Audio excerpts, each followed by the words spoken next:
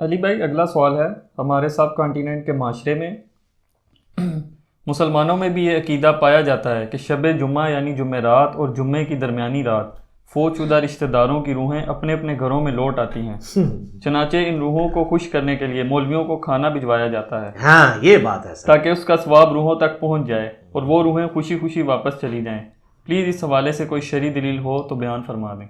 شرعی دلیل، شریعت کا ایسے کیا لینا دینا میرے بھائی، یہ تو بابوں کی کہانی ہے۔ ہم اس پہ یہ کہیں گے، پہلے تو وہی عرض کریں گے کہ مرنے سے پہلے اے مسلمان کر لے اس پہ غور، کتابوں کا خدا اور ہے، بابوں کا خدا اور یہ تو ایک لائٹر موڈ میں نے بات کی۔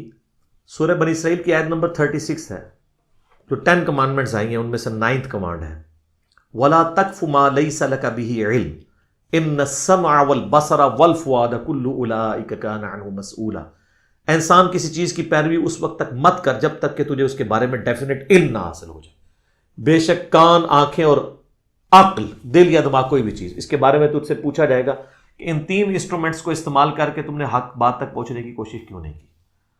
تو مجھے بتائیے، کیا ریویلڈ نالج میں جو کتاب و سنت کا علم ہے یا ایکوائرڈ نالج میں کہیں یہ بات ملتی ہے، یہ والی کہانی کہ روحیں واپس آ جاتی ہیں؟ یہ تو ہندوؤں سے مستعار لیا گیا عقیدہ ہے۔ ان کے ہاں یہ آتما کا ایک کانسیپٹ ہے کہ جو بری آتما ہے وہ بھٹکتی رہتی ہے اور اچھی آتما جو ہے وہ پیس کے اندر چلی جاتی ہے۔ وہ تو جناب، وہ تو یہ کہتے ہیں زلزلہ بھی آتا ہے، گائے نے ایک سینگ کے اوپر اٹھایا ہوا ہے کیا نام ہے زمین کو، اور جب تھک جاتی دوسرے پہ، تو یہ ساری توہمات ہیں۔ کالی بلی راستہ کاٹ دے، نحوست ہے، توہمات ہیں۔ جوتی پہ جوتی چڑھ جائے، سفر لکھا ہوا ہے، توہمات میں سے ہے۔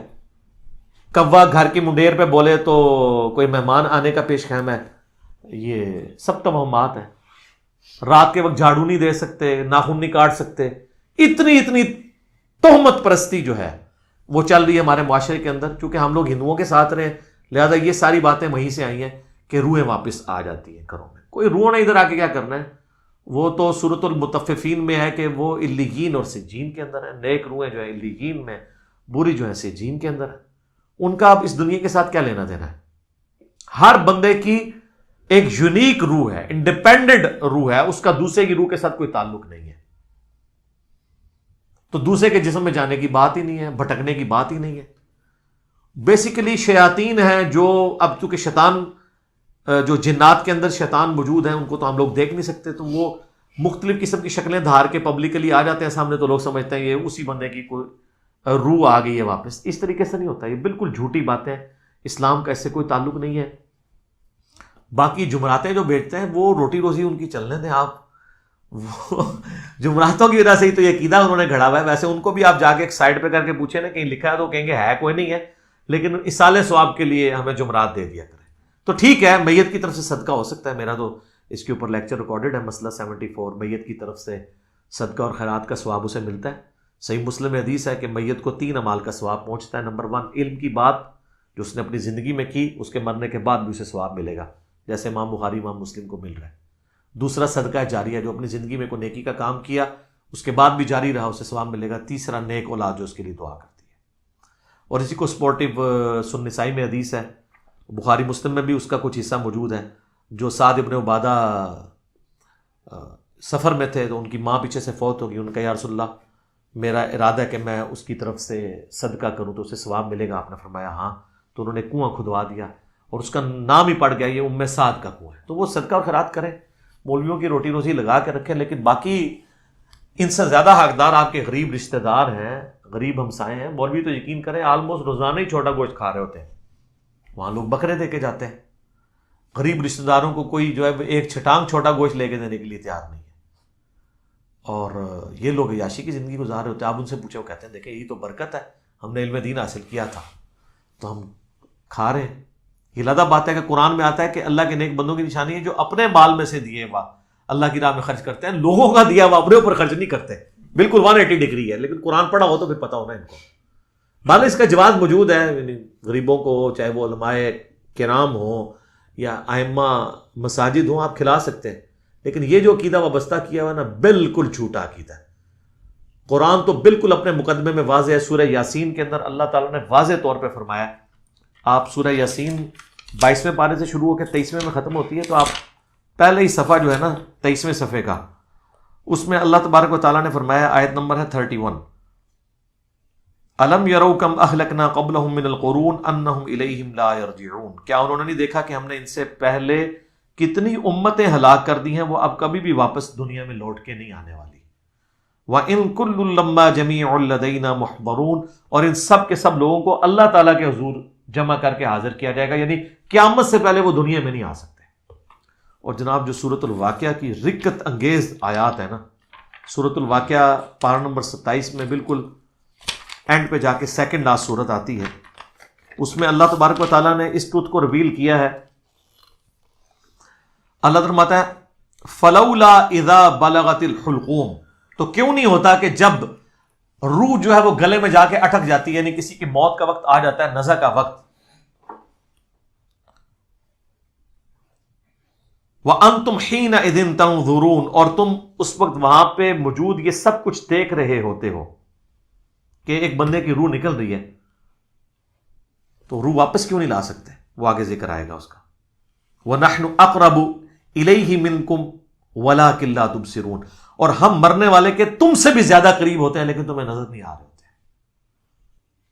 ظاہر اللہ اپنی شان کے لائق، نحن اقرب الیہ من حبل الورید، وہ ہماری رگے جان سے بھی زیادہ قریب ہے۔ فلولا ان کنتم غیر مدینین، تو تم کیوں نہیں جو ہے وہ بدلے دیکھ کے دین کے معاملے میں کوئی اسکیپ روٹ کیوں نہیں اختیار کر لیتے؟ کہاں بھاگ کے جا سکتے ہو تم؟ ترجعونہا ان کنتم صادقین، تو لوٹا لو نا اس کی روح اگر تم سچے ہو، تو مرے ہوئے کو واپس لے آؤ۔ تو یہ اللہ تعالیٰ نے بیسیکلی اس کا کانٹیکسٹ یہ چل رہا ہے کہ اللہ تعالیٰ یہ بتا رہا ہے کہ اس کائنات کا کریٹر میں ہوں، زندگی موت کا مالک میں ہوں، اگر تم سمجھتے ہو یہ تمہارے اختیار میں ہے تو جو مر رہا ہوتا ہے اس وقت تم بھی کس پرسی کے ساتھ پاس ہی کھڑے ہوتے ہو، تو اس کی روح کیوں نہیں لوٹا لیتے؟ یہ بھی اس کے ثبوت میں ہے کہ جو بندہ مر گیا وہ اب دنیا میں واپس نہیں آئے گا، یہ بالکل اجماعی عقیدہ ہے، اس کے خلاف کوئی عقیدہ رکھتا ہے تو وہ کفری ہے۔ البتہ صحیح بخاری اور صحیح مسلم میں اشارتاً موجود ہے روح کا لوٹنا اس حوالے سے کہ وہ قبر کے اندر، جیسا کہ برزخی معاملہ ہے، ہمیں نہیں پتا کہ جب مردے کو دفنا کے جاتے ہیں تو وہ جانے والوں کے قدموں کی آہٹ بھی سنتا ہے، تاکہ اس کی حسرت میں اضافہ ہو اگر بدکار ہے، اور نیکوکار ہے تو وہ خوش ہو جائے کہ میں اپنے مال اپنے ساتھ لے کے آیا تھا۔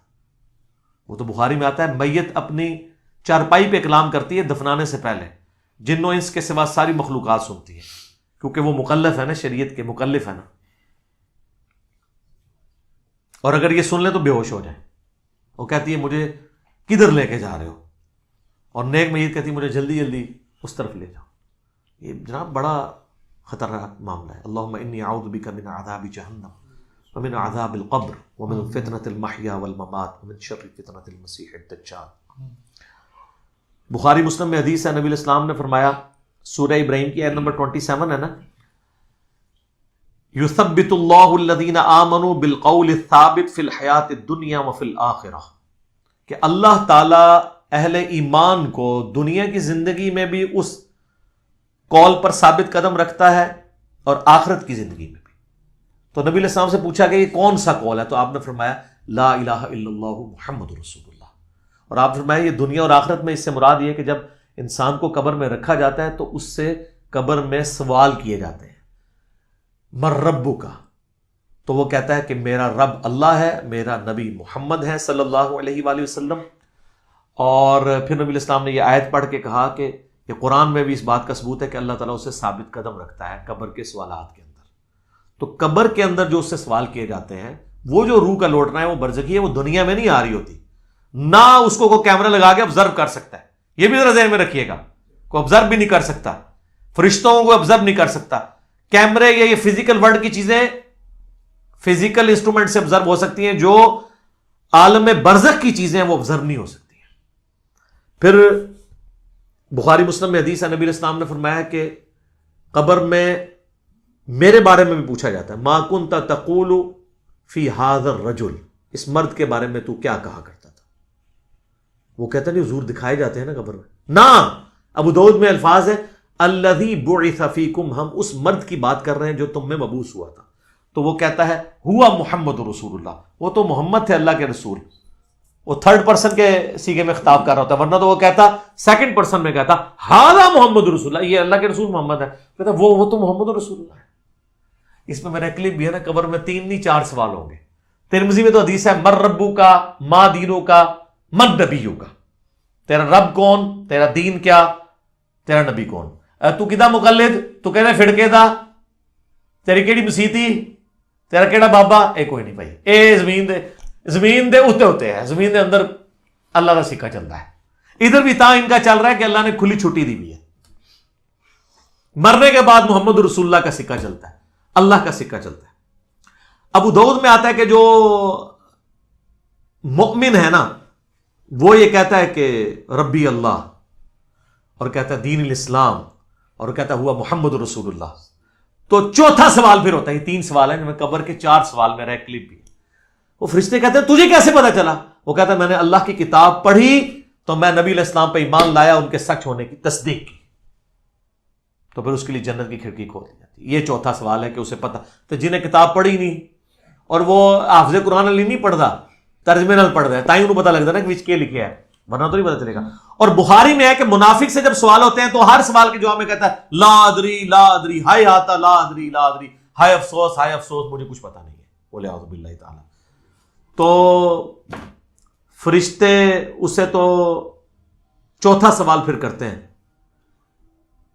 جب وہ کہتا ہے نا مجھے کچھ پتا نہیں، تو وہ پھر کہتا ہے کہ میں تو وہی کہتا تھا جو لوگ کہتے تھے، سنا کے سنی، یعنی ہم تو شروع سے ہی یہ ہیں، ہم تو شروع سے ہی یہاں ہاتھ مانتے ہیں، میں تو یہی کہتا تھا۔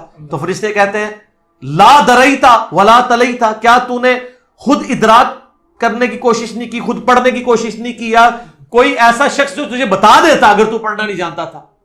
تو فرشتے پھر اسے گرز مارتے ہیں، اور زمین و آسمان کی ہر مخلوق اس کی آواز سنتی ہے سوائے جن و انس کے، اگر یہ سن لیں تو بے ہوش ہو جائیں۔ اور حقیقت بات ہے کہ آپ اتنے بڑے بڑے جو بزرگ دفنا کے آتے ہیں نا، ان کے گڈس کی آواز اگر آپ کو آئے نا تو رحمت اللہ لے کہنا چھوڑ دو تسی، یہ شکر اللہ نے پردہ رکھا ہے، باہر آواز نہیں آتی ہے۔ تو یہاں پہ روحوں والا معاملہ ہے، لیکن وہ بھی آپ روحوں کے ساتھ ساتھ آپ نے کتنے بزرگوں کو بیچ میں جو ہے وہ نکلوا دیا، لیکن یہ حقیقت ہے، یہ کتابوں کا دین ہے جی، یہ بابوں کا دین نہیں ہے۔ تو ہمارا تو مقصد یہ ہے کہ لوگوں کو کتابوں کے دین کے ساتھ جوڑیں بابوں کی بجائے، اور بابے وہ جو کتابوں کے ماننے والے ہیں، جو کتابوں کو نہیں مانتے وہ تو گستاخ بابے ہیں، ان کی بات ماننے کے لیے تیار نہیں۔ یہ روحوں والا عقیدہ بھی بابوں کا گھڑا